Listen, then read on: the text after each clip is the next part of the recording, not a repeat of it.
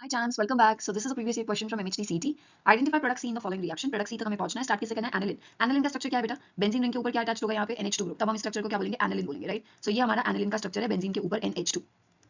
Clear? इसकी reaction first step में आपको किसके साथ करवानी है? CH3COO ट्वाइस और पूरा ये ग्रुप जो है वो डबल है, ठीक है? ये है आपका एसिटिक अनहाइड्राइड CH3, फिर क्या है उसके ऊपर C डबल बॉन्ड O, फिर एक ऑक्सीजन जो है वो यहाँ पे होगा बीच में, फिर से आपका कौन सा पार्ट है? C double bond CH3. तो क्या आपको स्ट्रक्चर में COCH3 डबल दिखाई दे रहा है? रिपीट, ठीक है? इसीलिए उसको ब्रैकेट में रिप्रेजेंट किया और ऑक्सीजन बीच में कॉमन है.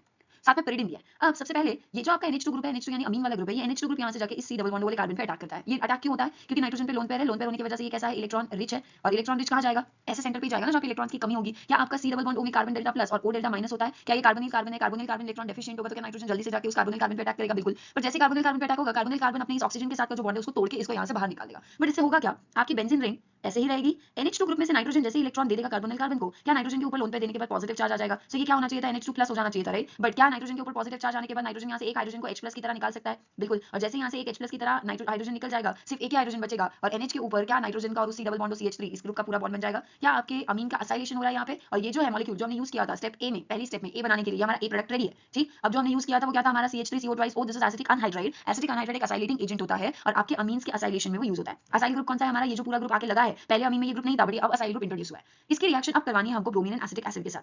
सो NH के ऊपर जब COCH3 आके लग जाता है, अब नाइट्रोजन के लोन पेयर क्या यहाँ पे भी रेजोनेंस में जा रहे हैं? और क्या 50% वो बेंजीन के साथ रेजोनेंस में जा रहे हैं? पहले जब नाइट्रोजन के लोन पेयर थे क्या वो 100% सिर्फ बेंजीन के साथ ही रेजोनेंस में इन्वॉल्व थे? यस. इससे बेंजीन क्या हो रही थी? बहुत ज्यादा इलेक्ट्रॉन रिच हो रही थी. क्या यहाँ पे ब्रोमीन फिर ऑर्थो पैरा सब जगह, यहाँ यहाँ और यहाँ तीनों जगह पे ब्रोमीन आके लग सकता था, राइट? बट क्या अब नाइट्रोजन के लोन पे C डबल बॉन्ड O के साथ और यहाँ बेंजीन के साथ भी इन्वॉल्व है, यानी 50% C डबल बॉन्ड O के साथ 50% बेंजीन के साथ आ रहे हैं. क्या इस वजह से आपके नाइट्रोजन के लोन पे आधा टाइम आपके बेंजीन के पास नहीं आते होंगे 50% टाइम? या इससे बेंजीन की इलेक्ट्रॉन रिचनेस थोड़ी हमने कम कर दी? यस. इससे हमने क्या किया है? नाइट्रोजन जो पहले पूरी तरह से इलेक्ट्रॉन बेंजीन को देके उसे बहुत ज्यादा इलेक्ट्रॉन रिच बना रहा था, जिसकी वजह से ब्रोमीन हर जगह हर ऑर्थो और पैरा पे अटैक कर रहा था, वो हमने स्टॉप करने के लिए, उसको स्लो करने के लिए हमने ये प्रोटेक्शन किया है COCH3 का. इससे नाइट्रोजन के लोन पे यहाँ रेजोनेंस में चले जाएंगे, बेंजीन के पास ज्यादा नहीं आएंगे. इससे बेंजीन की इलेक्ट्रॉन रिचनेस थोड़ी कम हो गई. तो जब ब्रोमीन अब आएगा सेकंड स्टेप में रिएक्ट करने के लिए, तो वो बहुत थोड़ा रिएक्ट कर पाएगा, तो वो ऑर्थो पे नहीं जाएगा. मेजर आपका कौन सा बनेगा बेटा? हमेशा याद रखना है, ऑर्थो और पैरा में से हमेशा मेजर कौन सा होता है? पैरा. तो ये जो आपका NH है, NH के ऊपर क्या है आपका? C डबल बॉन्ड CH3 जो है वो भी अभी वही है. बस रिएक्शन कहाँ होगी? क्या आपका ब्रोमीन जो है वो आके पैरा पोजीशन पे यहाँ आके लग जाएगा हाइड्रोजन की जगह. ये लग गया ब्रोमीन. अब थर्ड स्टेप क्या है? ये हमारा प्रोडक्ट बी रेडी है. थर्ड स्टेप क्या है हमारी? H प्लस या OH माइनस के साथ. ये क्या है आपका? हाइड्रोलिसिस है बेटा. H प्लस यानी एसिडिक मीडियम में हाइड्रोलिसिस, OH माइनस यानी बेसिक मीडियम में हाइड्रोलिसिस. हाइड्रोलिसिस में कुछ नहीं होगा बेटा. ये जो हमने COCH3 ग्रुप को पहले लेकर आए थे, कहां से लेकर आए थे इसको? क्या हमने एसिडिक अनहाइड्राइड गैसेस को लाया था? उसको लाने का पर्पस क्या था? नाइट्रोजन के लोन पेयर को थोड़ा सा भटका देना दूसरी तरफ, ताकि वो बेंजीन की तरफ ज्यादा ना जाए, बेंजीन की रिएक्टिविटी ब्रोमीन के साथ कम हो जाए. बट अब हमें उसकी जरूरत नहीं है. अब हम क्या कर सकते हैं? फिर से उस COCH3 को निकाल के यहाँ NH2 वापस ला सकते हैं. और वो लाने के लिए हमें ये जो हमारा NHCOCH3 अमाइड वाला ग्रुप था, इसके लिए हाइड्रोलिसिस करवाया और NH2 बन गया. सो ये मैंने सेमी स्ट्रक्चर में चेंज कर दिया, बट आप लोग स्ट्रक्चर सी जो है अलग से लिख सकते हो. ये बन गया हमारा प्रोडक्ट. इसका नाम क्या होगा?